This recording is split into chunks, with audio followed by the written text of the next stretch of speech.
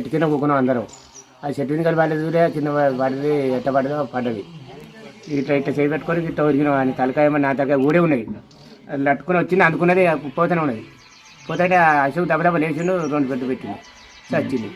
దాన్ని పట్టుకొని వడదాం పడకపోయినాం. వడదాం పడగించాను. మళ్ళీ ఎంజాన్ పోతే చూసి దాన్ని ఇరిగే మందులు ఇస్తాను, 2 సూదులు ఇస్తానని వేసిండు. ఒక గురుకోజు పెట్టిండు. ఇక అక్కడికి పోయి దాకా ఎక్కిన గురుకోజు.